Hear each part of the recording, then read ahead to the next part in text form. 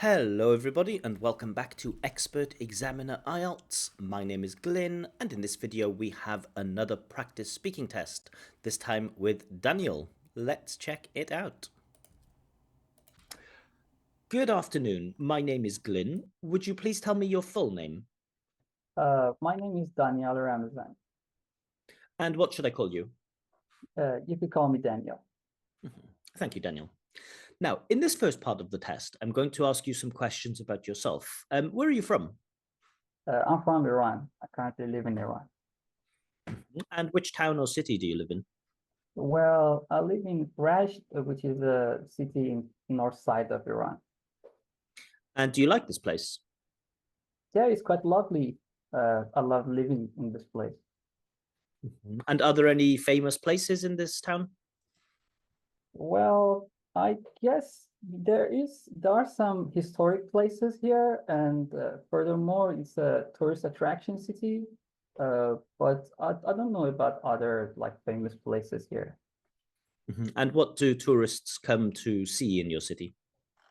Well, as I said, there are some like buildings, historic buildings that was made by the German engineers or Russian engineers. I'm not sure about it. They usually came to see there because it's historic first of all, and second of all, the government have made it much more easier and it erects another type of things that could be much more bring more attraction to tourists there. Okay, now I'd like to talk to you about memory. What kind of things do you have to remember every day? Well, first of all, I guess I have to remember what I am going to do for that particular day to, plan what should I be doing, what should I study, or whether I have a meeting with some person or not. The second thing is about my longer period, longer planning to remember what are my long-term goals are, such as, for instance, taking IELTS exam or finding professors for my education. These are type of things.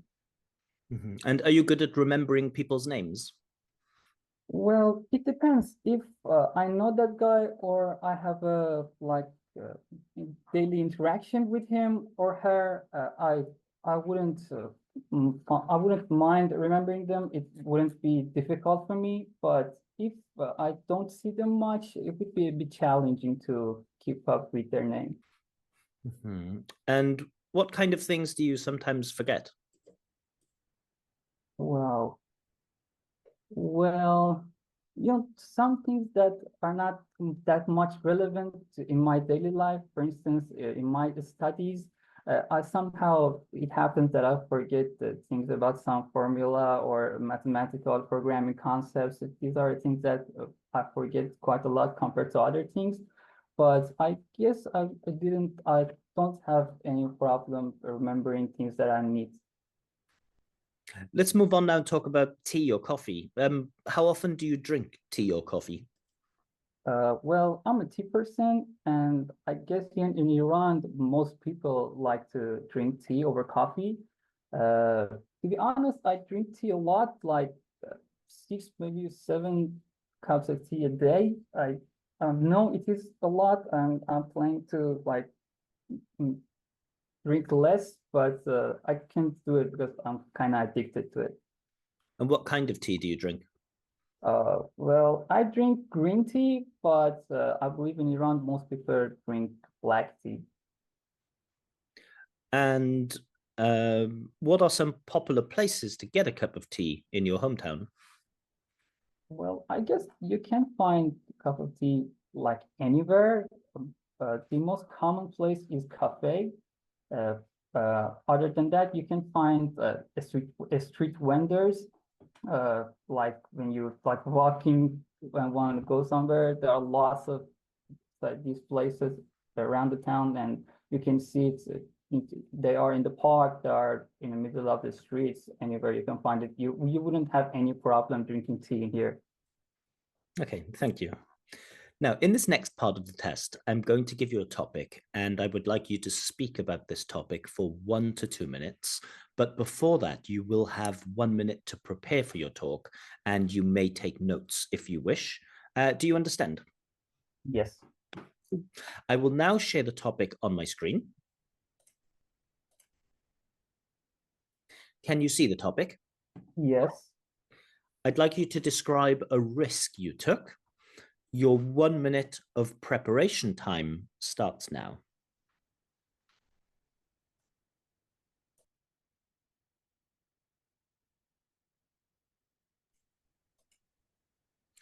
Okay, so that's the end of your preparation time. To remind you, you will have between 1 and 2 minutes to give your talk, and I will let you know when the time is up. Can you start speaking now, please? Okay, so I want to talk about the time where I decided to submit my written article in which journal, but I have to give a bit of background before that. So the thing about master's students is that you have to publish your articles, but you don't have to, but you have a thesis, and usually they decide to publish their thesis in a journal. And the risk here was that we have different percentile of journal. Basically, we have Q1, Q2, Q3, and Q4. And the lower the number is, the high respected journal it is.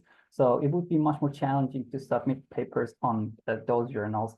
So the risk was that I was talking with my supervisor, and he suggested that it's better to submit in a Q1 journal. I was kind of two minds about that, but as I give it more thought, I came to realization that it would be actually good to have a one paper in Q1 journal.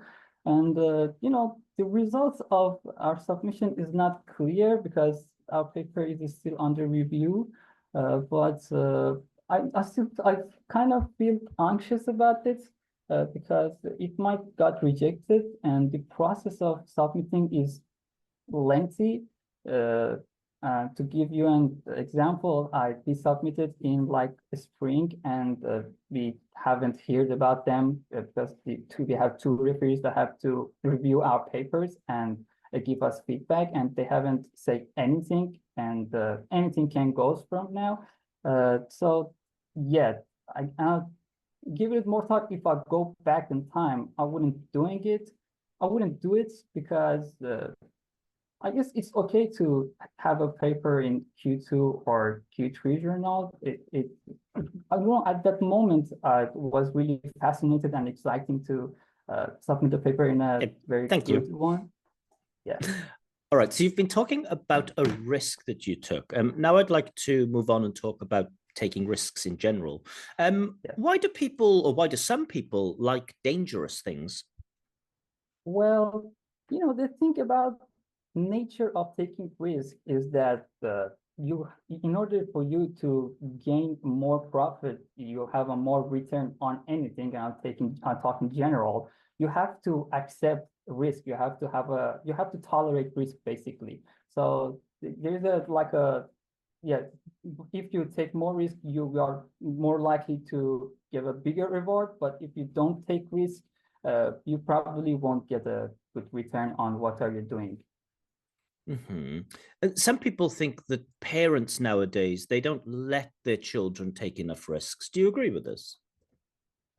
Yes, I'm quite agree with this, and I guess it happens to me. When I was kid, my parents constantly was telling me that it's better to have a constant job with a constant salary, where they give you insurance, so you don't need to worry about the condition of the market. When you open up a business yourself, you always have to be worried about different like, is there enough demand here? Whether the situation is going to change, or you have to provide insurance for yourself. But I guess parents, most of our parents are uh, like have these non-risky jobs, and they always advise us to, follow their leads. Basically, I guess this is because that. And who do you think takes more risks, younger people or older people? But definitely younger one, because they have a long life ahead of them. So it only makes sense for them to take risk. And I can give you a bit solid example about investing in younger one and the older one. So the thing is that generally the specialist investing suggests people that are between 20 and 30 to invest in more riskier assets. For instance, they suggesting that they should invest in stock markets or such things like this. However, they strongly disagree with the fact that the older generation, for instance, people in their mid 40 or 30-ish something, to invest in such risky markets. And they often tell them to buy bonds or assets that can provide less return, but are less risky. So I guess this is the reason. And do you agree that in order to be successful at anything, you have to take a risk? Well, it depends on a scenario. I guess generally this statement is true, but I guess taking risk is not, uh, taking risk could be defined differently in various scenarios. For instance, if you are talking about the artist, for instance, taking risk for that artist is to basically exercise every day, to practice, to create a piece of art. But the risk that he or she takes is to not doing anything that she likes. But taking risk for instance, an investor in the stock market could be more severe compared to that one because they could lose anything basically overnight. So I guess the definition of risk could vary based on each scenario, but I guess generally it could be true. Let's move on now and talk about extreme sports. Why do some people enjoy extreme sports? Well, I believe that this is all mental and it's related to their brain because those people are relatively young and like to do crazy things and experience like risky events, risky sports. And I believe it is because the amount of adrenaline that they would have in their brain if they play such sports. So in some case, I could say that they kind of get addicted to it because they once experienced it and it was great and they wanted to do it again over and over. But I'm not really sure. It's just a preference and everyone is different. And do you think some extreme sports should be illegal for people under the age of 16 or under 18? Well, I mean, some sports are in fact dangerous for many people, especially those one who are, like growing, basically the age of below 16 or 18. Example of such sports could be like, I don't know, boxing maybe. I'm not agree with making them illegal. I guess they have to be some regulation. For instance, in boxing, yeah, I guess if you are not playing professional boxing, you should have some equipment that cover your head or things like this.